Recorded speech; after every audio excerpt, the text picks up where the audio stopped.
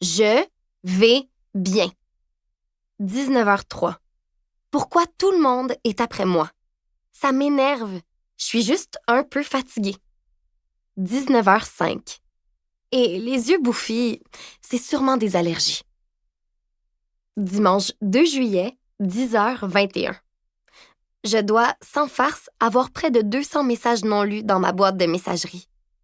J'ai essayé de répondre à ceux de mes amis, mais les autres, je les ai ignorés. Pourquoi tous ces gens m'écrivent d'abord? Je connais même pas la moitié de ces personnes. Oui, bon, je les ai déjà croisées dans les couloirs de l'école, mais c'est tout. Si elles veulent absolument en savoir plus sur l'accident, qu'elles écrivent aux autres, pas à moi. 10h24. J'ai rien à leur dire. 10h25. Ni à qui que ce soit. Lundi 3 juillet, midi 4. Bon, voilà Mira et Anna qui remettent ça. Elles viennent de me texter pour me dire qu'elles seront chez moi dans 20 minutes et que je ferais mieux d'être levée, douchée et prête à sortir avec elles. Ça me tente pas. Midi 7. Mes cheveux sont une catastrophe. Midi 8. Et mes allergies, ça s'arrange pas. J'ai les yeux tellement injectés de sang qu'on croirait que j'ai pleuré toute la nuit. Midi 10. Ce que j'ai pas fait, évidemment. Midi 11. Je me suis simplement mouchée. Midi 12. À cause des allergies. Pour vrai. Ça doit venir de mon oreiller. Il m'en faudrait un hypoallergène. Je vais demander à papa si ça existe.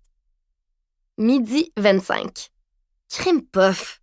Il dit que ça n'a rien à voir, que je peux pas développer de soudaines allergies à 17 ans et que si j'ai les yeux bouffis, c'est parce que... Midi 27. Peu importe ce qu'il a dit. Il est dans les patates. Et moi, je suis dans la soupe chaude. Les filles viennent d'arriver. Oh! 16h08. OK, je l'avoue. L'après-midi avec Mira et Anna n'était pas si mal en fin de compte. Elles m'ont traînée, de force, oui, dans un genre de café qui vient d'ouvrir, pas si loin du centre-ville. Anna était folle comme une enfant en y mettant les pieds. Moi, je trouvais que ça sentait fort le brûlé. Mais c'est toujours pareil dans ce genre d'endroit. Je me demandais pourquoi les filles m'obligeaient à aller là. Je veux dire, il fait 55 degrés à l'ombre, sans exagérer, ou presque. Alors pourquoi j'aurais envie de m'acheter une boisson chaude? OK, il y a la clim dans les restos, mais quand même. Sauf qu'en fait, elle m'amenait là pour goûter à ces thés aux perles de tapioca. J'en avais jamais bu. En gros, c'est du thé glacé, mais avec des bulles dans le fond qu'on aspire avec une grosse paille. Mira a commandé la première et le gars derrière le comptoir nous a observés toutes les trois avec un regard rempli de jugement. Il venait de nous demander si... Attends, je reproduis ici la conversation. Gars au comptoir. OK, donc ce sera un bubble tea pour...